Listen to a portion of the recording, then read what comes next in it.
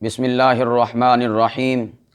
عزیزان گرامی قدر، آج کی اس نشست میں آپ حضرات کے سامنے مسئلہ باغ فدق، جاگیر فدق، مال فے کے حوالے سے قرآن و سنت کی روشنی میں چند معروضات پیش کرنا چاہوں گا۔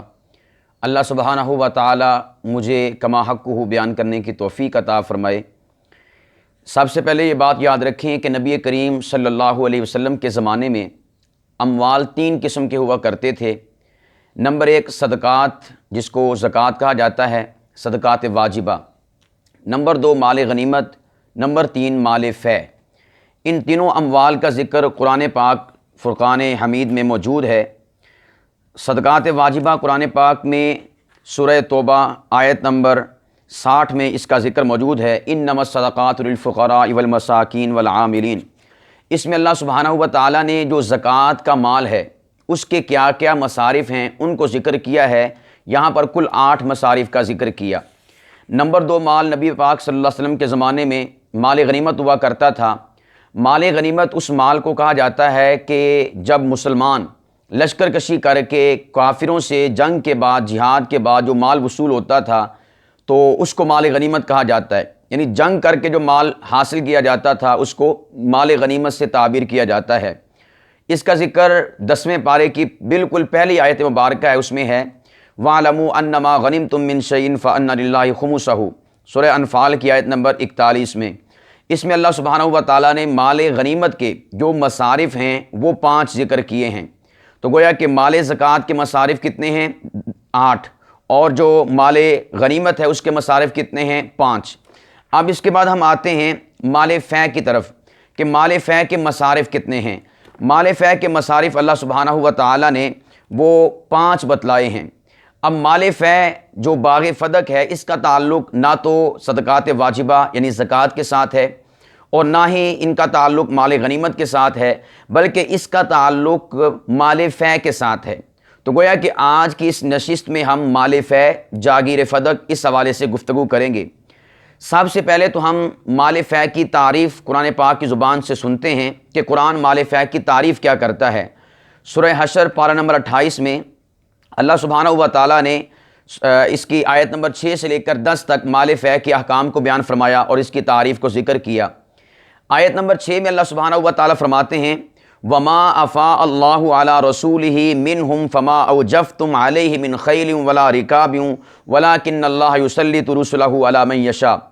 فرمایا کہ اور جو اموال فے اللہ نے ان سے نکال کر، یعنی کفار سے نکال کر اپنے رسول صلی اللہ علیہ وسلم پر لٹا دیے، تو فرمایا کہ ان اموال پر ان کے حصول کے لیے نہ تو تم نے گھوڑے دوڑائے اور نہ ہی تم نے اونٹوں کو بھگایا، اس لیے کہ جنگ تو ظاہر بات ہے اس زمانے میں گھوڑوں کے ذریعے سے، اونٹوں کے ذریعے سے ہوا کرتی تھی، لیکن یہ جو مال فے ہے یہ اونٹوں اور اسی طور پر گھوڑوں کی جنگ کے ذریعے سے نہیں، بلکہ اللہ سبحانہ و تعالیٰ نے فرمایا کہ وَلَٰكِنَّ اللَّهَ يُسَلِّطُ رُسُلَهُ عَلَىٰ مَن يَشَاءُ۔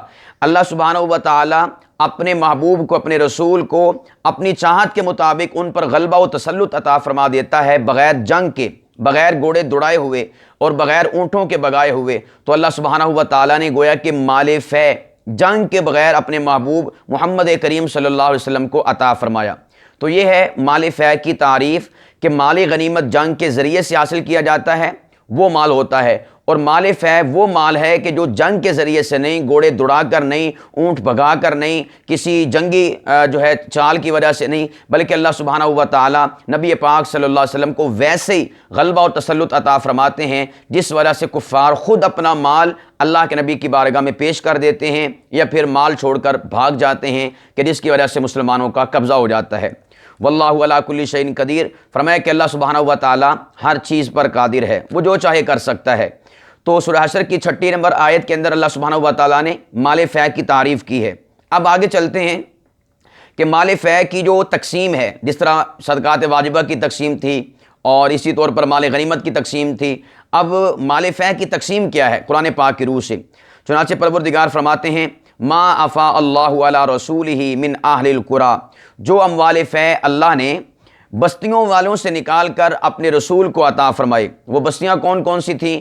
بنو قریظہ، نذیر اور فدق، خیبر، ارینا اور اس کے علاوہ جو بغیر جنگ کے علاقے مفتوح ہوئے، یہ ساری کی ساری بستیوں کے جو اموال ہیں وہ مال فے کے تحت داخل ہیں۔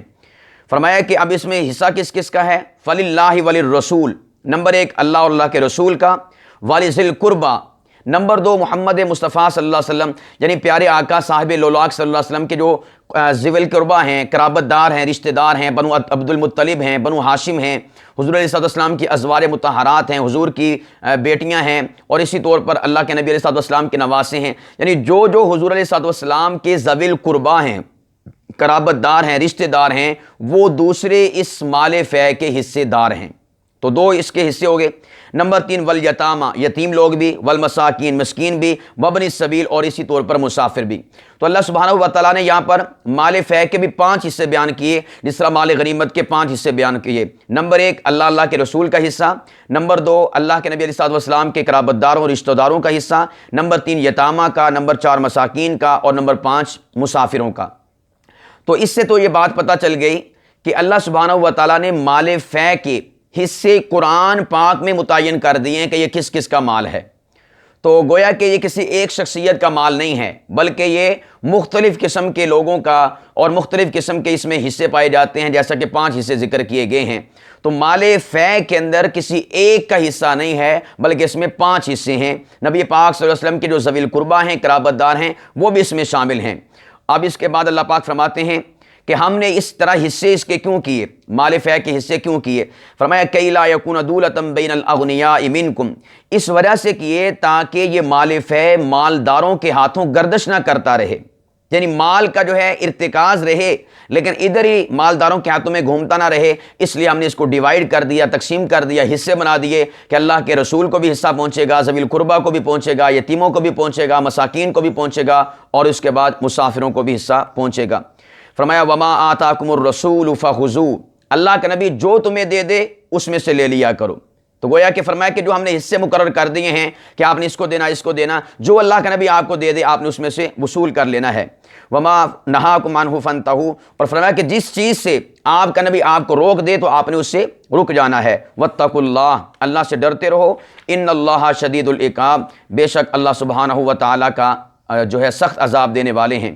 اب اس کے بعد اللہ سبحانہ و تعالیٰ نے آگے ذکر کیا کہ یہ جو ہم نے حصے ذکر کیے ہیں، ان حصوں میں کس کس کا ذکر ہے؟ نمبر 1 فرمایا للفقراء المہاجرین الذین اخرجوا من دیارہم، فقیر اور نادار جو مستحق مہاجرین ہیں، یعنی جو مکہ چھوڑ کر مدینہ المنورہ میں آئے، اللہ سبحانہ و تعالیٰ فرماتے کہ ان کا بھی اس مال فے میں حصہ ہے۔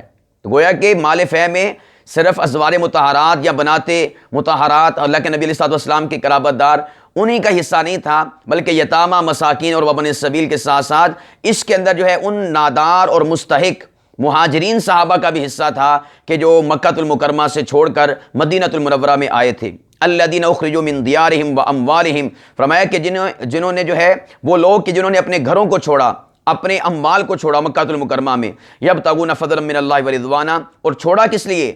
اللہ پاک کے نبی نے فرمایا، قرآن پاک میں اللہ سبحانہ و تعالیٰ فرماتے ہیں کہ وہ اللہ تعالیٰ کی رضا کو حاصل کرنے کے لیے، اللہ کے فضل کو حاصل کرنے کے لیے اپنا سب کچھ چھوڑ چھاڑ کے مدینہ المنورہ میں تشریف لائے۔ وَيَنْصُرُونَ اللَّهَ وَرَسُولَهُ، فرمایا کہ انہوں نے اپنے مال کے ذریعے سے، وطن کی قربانی کے ذریعے سے اللہ کی بھی مدد کی اور اللہ کے دین کی بھی مدد کی، اور اللہ کے رسول صلی اللہ علیہ وسلم کی مدد کی۔ گویا کہ اللہ اور اللہ کے رسول کی مدد کرنا یہ اللہ کے دین کی مدد کرنا ہے۔ اولئک هم الصادقون، فرمایا کہ یہی لوگ سچے ہیں۔ اب یہاں پر مال فے کے اعتبار سے آپ ذرا اپنا ذہن تیار کر لیں آگے کیا ہونے والا ہے، اللہ سبحانہ و تعالیٰ کیا فرمانے والے ہیں۔ تو فرمایا کہ صحابہ وہ ہیں، مہاجرین صحابہ، ابو بکر تھے، عمر تھے، عثمان تھے، علی تھے، یہ سب مہاجرین تھے، اس کے علاوہ اور بھی صحابہ مہاجر تھے۔ تو اللہ فرماتے ہیں کہ یہ وہ لوگ تھے جنہوں نے ہماری رضا کو، ہماری خوشنودی کو، ہمارے فضل کو تلاش کرنے کے لیے مکہ المکرمہ کو چھوڑ کر مدینہ المنورہ کی طرف ہجرت کی ہے، اور اللہ اور اللہ کے رسول کی دین کی امداد کے لیے وہاں سے نکلے ہیں۔ اولئک هم الصادقون، فرمایا کہ یہ سچے لوگ ہیں۔ والذین تبوؤا الدار والایمان، جو لوگ مال فے میں سے باغ فدق پر اعتراض کرتے ہیں اور صحابہ اکرام پر طعن و تشنیع کرتے ہیں، وہ ذرا قرآن پاک کی مال فے والی آیات کو بھی پڑھا کریں، پتہ چلے کہ قرآن کی نگاہ میں مال فے کے کنٹیکسٹ میں اللہ سبحانہ و تعالیٰ جن لوگوں پر، جن اصحاب پر یہ لوگ اعتراض کرتے ہیں فدق کی آڑ میں، ان صحابہ اکرام کا اللہ سبحانہ و تعالیٰ کے ہاں مقام کیا ہے۔ رب کہتا ہے اولئک هم الصادقون، یہ سچے ہیں، اور یہ لوگ کہتے ہیں نعوذ باللہ صحابہ کرام جھوٹے تھے، یہ خود جھوٹے ہیں، صحابہ کرام سچے ہیں، اس لیے کہ اللہ کا قرآن کہتا ہے۔ آگے فرمایا 9 نمبر آیت میں والذین تبوؤا الدار والایمان من قبلہم، اور ان سے پہلے جنہوں نے شہر مدینہ کو اپنے ایمان کا گھر بنا لیا تھا، فرمایا کہ وہ بھی اس مال فے کے حصے دار ہیں۔ یحبون من ہاجر الیہم، اور یہ پسند کرتے ہیں، محبت کرتے ہیں ان لوگوں سے جو ان کی طرف ہجرت کر کے آئے، یعنی مہاجرین سے محبت کرتے ہیں۔ ولا یجدون فی صدورہم حاجۃ مما اوتوا، فرمایا کہ ان کے دلوں میں کسی قسم کی، انصار صحابہ کے دلوں میں کسی قسم کی قدورت نہیں ہے اللہ کے نبی جو مہاجرین کو اموال دیتے ہیں اس اعتبار سے، ورنہ انسان کے دل میں آ سکتا ہے کہ ہماری زمینیں ہیں، ہماری جائیدادیں ہیں، ہم نے تو ان کو جگہ دی ہے، مال تو ہمیں ملنا چاہیے، مہاجرین صحابہ کو کیوں ملتا ہے؟ لیکن صحابہ اکرام ایسے نہیں تھے، ان کے دل صاف تھے، پاک تھے، شفاف تھے، وہ ایک دوسرے کے بارے میں بغض اور کینہ اور عداوت نہیں رکھا کرتے تھے۔ تو اللہ کا قرآن کہتا ہے وَلَا يَجِدُونَ فِي صُدُورِهِمْ حَاجَةً مِّمَّا أُوتُوا، کہ جو اللہ کے نبی اپنے مہاجر صحابہ کو دیتے ہیں، تو فرمایا کہ ان انصار کے دل میں کسی قسم کی کوئی رنجش اور اس گراوٹ ان کے دلوں میں نہیں آتی، ان کے سینوں میں نہیں آتی۔ فرمایا کہ بلکہ انصار صحابہ کی کیفیت کیا ہے؟ وَيُؤْثِرُونَ عَلَىٰ أَنفُسِهِمْ وَلَوْ كَانَ بِهِمْ خَصَاصَةٌ، یہ اپنے نفس پر ان صحابہ کرام کو، دوسرے مسلمانوں کو ترجیح دیتے ہیں، اگرچہ فرمایا کہ ان کو شدید ضرورت کیوں نہ ہو، یعنی خود بھی انہیں ضرورت ہوتی ہے لیکن اپنی ضرورت کو چھوڑ کر دوسرے صحابہ کرام کو، دوسرے مسلمانوں کو ترجیح دیتے ہیں۔ وَمَن يُوقَ شُحَّ نَفْسِهِ فَأُولَٰئِكَ هُمُ الْمُفْلِحُونَ، فرمایا کہ جو شخص بچا لیا گیا اپنے نفس کے بخل سے، کنجوسی سے، تو فرمایا کہ فَأُولَٰئِكَ هُمُ الْمُفْلِحُونَ، وہی شخص کامیاب ہے، وہی لوگ کامیاب ہیں۔ تو صحابہ کرام کامیاب بھی ہیں، صحابہ کرام سچے بھی ہیں۔ کیوں؟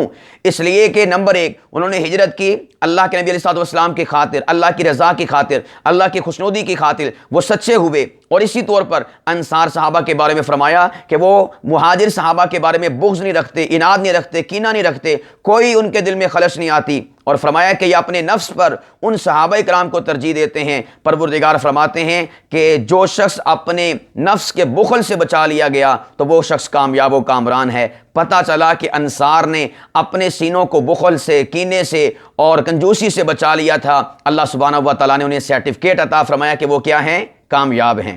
اب آخری آیت مبارکہ مال فے کے حوالے سے سماعت کیجئے گا، 10 نمبر آیت ہے سورہ حشر کی۔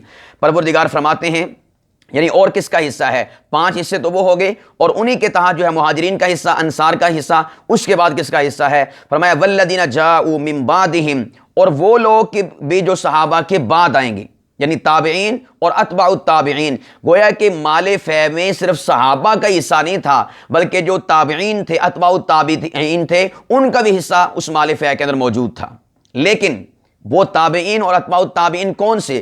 اور یہاں سے آپ کو ایک نقطہ بھی بیان کرتا چلا جاؤں، یہاں سے پتہ چلے گا کہ تابعی کون ہوتا ہے، اتباع التابعین کون ہوتا ہے۔ یعنی یہ نہیں کہ جو شخص صحابہ کرام کی زیارت کر لے گا تو ایمان کی حالت میں، اب ظاہر بات ہے کہ انسان کو تو پتہ نہیں چلتا کہ وہ اوپر سے کلمہ پڑھ رہا ہے یعنی اندر سے پڑھ رہا ہے، تو اس نے صحابہ کرام کی زیارت کی، اب ہر شخص سمجھے گا یہ تابعی ہے۔ نہیں، اللہ سبحانہ و تعالیٰ نے دوسرے لفظوں میں یہاں تابعی کی تعریف بھی کر دی کہ تابعی اللہ کی نگاہ میں کیا ہے۔ فرمایا کہ والذین جاءوا من بعدہم، وہ لوگ، وہ تابعین جو صحابہ کرام کے بعد آئیں گے، فرمایا کہ ان کا بھی مال فے میں حصہ ہے۔ اور فرمایا کہ وہ لوگ کیسے ہیں؟ یقولون، وہ کہتے ہیں ربنا اغفر لنا، اے پروردگار ہماری بخشش فرما، ولاخواننا الذین سبقونا بالایمان، اور ہمارے بھائیوں کی بھی بخشش فرما جو ایمان میں ہم سے سبقت لے گئے۔ اور تابعین کے بھائی کون تھے سبقت لے جانے والے؟ صحابہ کرام۔ گویا کہ جو صحابہ کے حق میں دعائیں کرتے ہیں بخشش کی، مغفرت کی، تو فرمایا کہ وہ تابعین ہیں۔ اور جو صحابہ کرام کے بارے میں طعن و تشنیع کرتے ہیں، اعتراض کرتے ہیں، نکتہ چینی کرتے ہیں اور انگلیاں اٹھاتے ہیں، میلی نگاہ سے دیکھتے ہیں، گالم گلوچ کرتے ہیں، لانتے ڈالتے ہیں، یاد رکھیے گا وہ بھلے اس زمانے میں کیوں نہ ہو اور بھلے کلمہ کیوں نہ پڑھتا ہو، قرآن کی اصطلاح میں، قرآن کی زبان میں اس کا تابعیت کے ساتھ کوئی تعلق نہیں ہے۔ تابعی وہی ہوگا اور اتباع التابعین میں سے وہی ہوگا جو صحابہ کرام کے لیے مغفرت کی، بخشش کی دعائیں کرے گا۔ اور فرمایا کہ وَلَا تَجْعَلْ فِي قُلُوبِنَا غِلًّا لِّلَّذِينَ آمَنُوا رَبَّنَا إِنَّكَ رَءُوفٌ رَحِيمٌ، اور وہ کہتے ہیں کہ اے ہمارے پروردگار ہمارے دلوں میں ان صحابہ کے لیے نہ کوئی کینہ ہو، نہ کوئی بغض ہو، ہمارے دل پاک اور صاف ہونے چاہیے، بلکہ حب صحابہ، حب اہل بیت سے ہمارے دل سرشار ہونے چاہیے، ہمارے دل میں صحابہ اکرام کی محبت کے جلوے ہونے چاہیے، صحابہ اکرام کے ہمارے دل کے اندر صحابہ اکرام اور اہل بیت کی محبت کے ڈیرے ہونے چاہیے۔ یہ ہے تابعین کی تعریف۔ اور یہاں پر میں ایک نقطہ اور عرض کرتا چلا جاؤں، جو لوگ مال فے کے معاملے میں اور باغ فدق اور جاگیر فدق کے حوالے سے بڑا ڈنڈورا پیٹتے ہیں، مناظرے کرتے پھرتے ہیں، کتابیں دکھاتے ہیں اور حضرت ابوبکر صدیق، حضرت فاروق اعظم اور دیگر اصحاب کے اوپر طعن و تشنیع کرتے ہیں، میں ان سے کہتا ہوں رب ذوالجلال کی عزت کی قسم، تمہیں رائی کے دانے کے برابر بھی جاگیر فدق، مال فے اور باغ فدق کے حوالے سے گفتگو کرنے کا حق حاصل نہیں ہے۔ کیوں؟ اس لیے کہ آخری آیت کو دیکھو، اللہ سبحانہ و تعالیٰ فرماتے ہیں کہ اس میں تابعین میں سے اس کا حصہ ہے جو صحابہ کرام کے لیے بخشش اور مغفرت کی دعائیں کرتا ہے اور یہ کہتا ہے کہ یا اللہ ہمارے دلوں کو ان کے بغض سے پاک اور صاف فرمانا۔ اور تم تو اپنے دل میں ابو بکر، عمر، عثمان و علی اور تمام صحابہ کرام کا بغض لیے پھرتے ہو۔ تمہیں کیا حق حاصل ہے کہ مال فے کے حوالے سے گفتگو کرو؟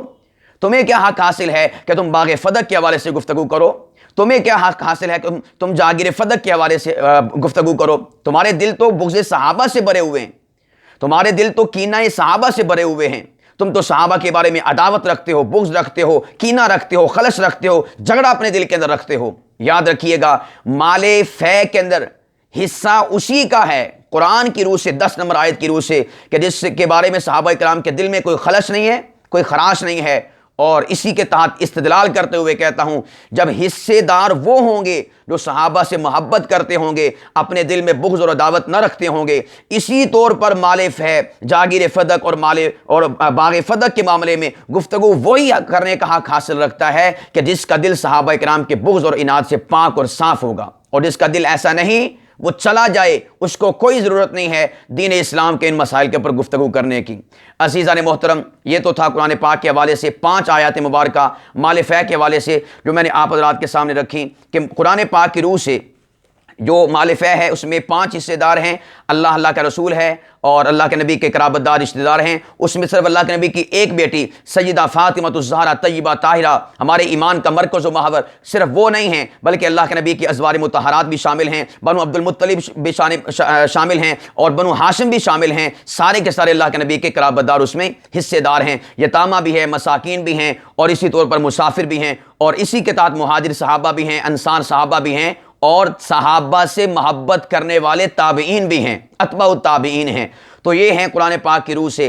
اب یہاں پر ایک بات عرض کرتا چلوں کہ مال غنیمت اور مال فے، ان دونوں اموال کے اندر فرق یہ ہے کہ مال غنیمت جب تقسیم ہوتا تھا تو جس کو وہ ملتا تھا وہ شخص اس مال غنیمت کا مالک ہو جاتا تھا، لیکن مال فے کے بارے میں یہ بات یاد رکھ لیں، مال فے کسی پر تقسیم نہیں ہوتا تھا ملکیت کے اعتبار سے، تولیت کے اعتبار سے تقسیم ہوتا تھا، اور اس کی اس کی آمدنی ہوتی تھی اس کو آگے تقسیم کیا جاتا تھا ان حصے داروں پر، لیکن اس مال کو، مال فے کو بطور ملکیت کسی کو نہیں دیا جاتا تھا، بلکہ مال فے، جاگیر فدق اور باغ فدق اور اس قسم کی جتنی بھی جاگیریں تھیں جن کا تعلق مال فے کے ساتھ ہے، وہ ساری کی ساری تولیت کے اندر تھیں، ولایت کے اندر تھیں، ان کا تعلق ملکیت کا نہیں تھا۔ نبی پاک صلی اللہ علیہ وسلم بھی ان تمام ملکیتوں پر جو کہ مال فے کی تھیں ایک نگران کی حیثیت سے تھے، آپ صلی اللہ علیہ وسلم ملکیت کی حیثیت کے ساتھ نہیں تھے،